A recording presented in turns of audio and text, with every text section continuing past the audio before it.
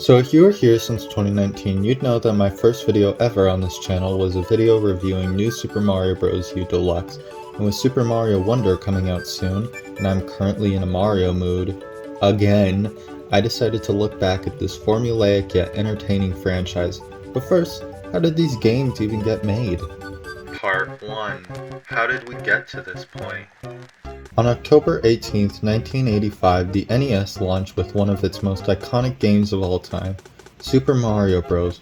4 years later, in 1989, we got the Game Boy, which launched with Super Mario Land, and exactly 2 years later, we got the sequel to Super Mario Land entitled The Six Golden Coins. We didn't really get an original Mario game until 2006 with New Super Mario Bros. DS, a full 14 years after Super Mario Land 1 and 2.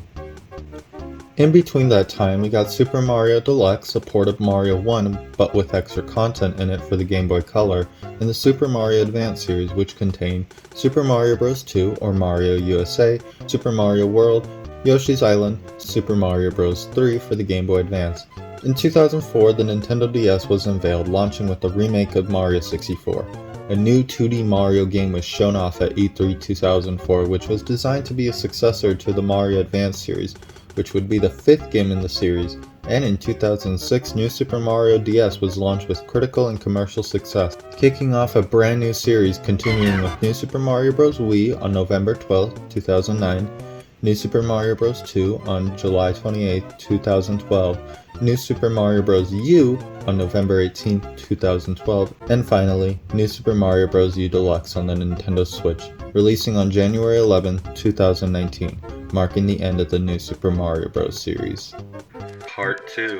My childhood. Super Mario Advance 2 Super Mario World was my first Mario game ever. Till my mom and I were struggling on Chocolate Island and my cartridge ended up dying, so she decided to get rid of it.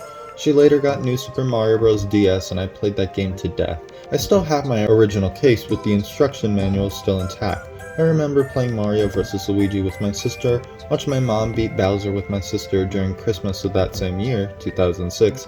I ended up 100%ing the game in the summer of circa 2016 through 18. I still, to this day, think back fondly to this game because it's my all-time favorite game.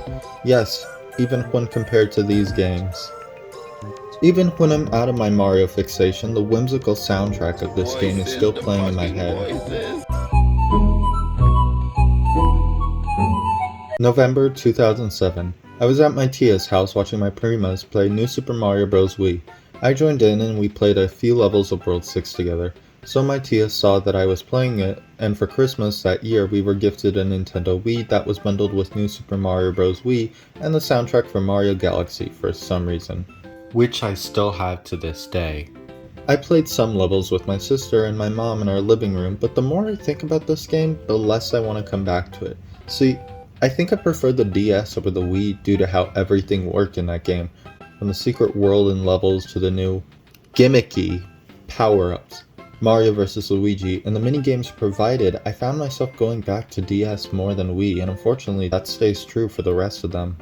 It also doesn't help that the 4-player mode basically ruined any semblance of level design. As if you're playing by yourself, levels feel so empty and long because they were designed with 4 players in mind.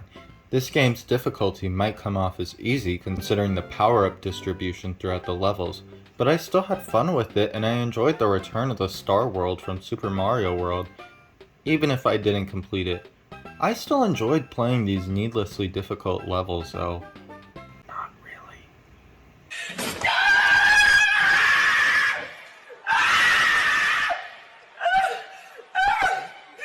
The year is 2012. I'm at the mall with my mom and there's a Nintendo pop-up stand for the latest console, the Nintendo 3DS, with demos for Super Mario 3D Land and New Super Mario Bros. 2, where players would get their first taste of this glorified Wii port. As a kid, I really liked this game. I begged my mom to buy it for me for my birthday in 2016 or 2017 and was left unsatisfied. Was it fun? Yes. But did I have the same enjoyment I had for the DS? No. Like I said before, this game felt like a glorified Wii port, even down to the soundtrack, where most of it is from Wii but with an acapella.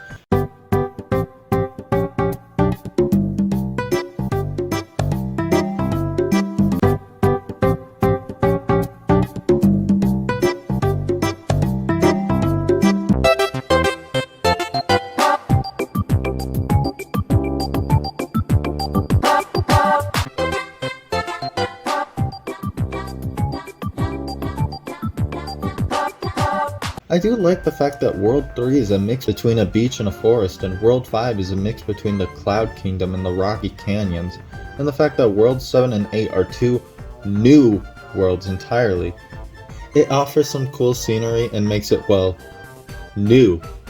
But it's just the same recycled world themes from DS and Wii, with Wii's soundtrack as well. I do like how the raccoon suit returns because it's from Mario 3, the best game out of the original 4, but it's also leagues better than whatever these are. And then I sold it, and didn't look back on it until I saw my friend Cinema Freak having it in his possession. I wanted to replay it again and give it a second chance, but I ended up giving it back to him a week or two later, feeling unsatisfied like last time. New Super Mario Bros. U was released 4 months later after New Super Mario Bros. 2 and looked like a glorified port of the Wii, but with new backgrounds and a connected map. A cute little squirrel suit and baby Yoshis. I didn't get this game till it was ported to the Nintendo Switch in January 2019, and as mentioned before, the review for this game was the first video released on this channel. You can't watch this video on this channel anymore due to personal reasons that I decided to leave in the past. So, it has been 4 years later, and do I still have the same mindset from that video? I think it's alright. I had fun with this game, but I just got so bored with it. I hate to bring it up with New Super Mario Bros. DS, but I remember the first level, the Wiggler level, the Dory level, the Ghost House with the shaky platform, the Oasis level with the spinning platforms, the Pumpkin level, and with this game, there's the Van Gogh painting level, the Shipwreck level, and the Leaf level from the trailer. You see what I mean? Sure, New Super Luigi U had more exciting levels, but I just don't feel anything towards this game.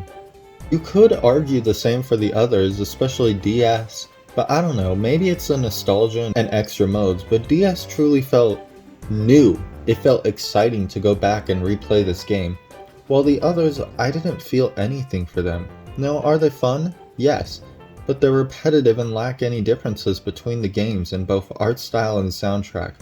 New Super Mario Bros. 2 and U fall victim to this, which sucks because the early beta for New Super Mario Bros. DS had original worlds such as an ancient dinosaur world and a machine world, but instead we're treated to the same world themes. It kinda sucks how the 2 games from the Game Boy featured more variety in the worlds than the 4 new Super Mario Bros. Games. Part 3. Onward and Upward. Super Mario Wonder comes out in less than 4 months, and I was thinking about these games again and what a missed opportunity it was. I know everyone who makes these videos brings it up, but the original 4 games all had unique styles and mechanics. Mario 1 was... well, it was the first game alright. Mario 2 had plants you can pick up instead of using power-ups, along with new villains for the Mario series. Mario 3 had new power-ups, a world map, new enemies and bosses. Super Mario World introduced Yoshi's Star Road and a Star Coin based system, and had an interconnected world separate from the Mushroom Kingdom. Super Mario Wonder, just by its first and only trailer by the time this script is being written, August 6th, 2023, and by the time this video is being recorded, August 20th, 2023, seems to be straying from the shackles of the new Super Mario Bros. Franchise, along with having a gimmick for the game. Hopefully this can bring a fresh breath of air for 2D Mario and make it fun again.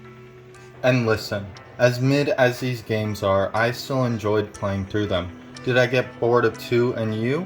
Yes, but that doesn't mean they weren't fun to play through. It really sucks how all of these games ended up feeling the same, especially since they were the first 2D Mario games in a long time.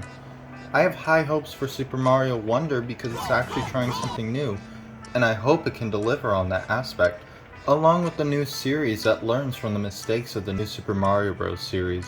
But anyways, goodbye. I'm gonna take a nap.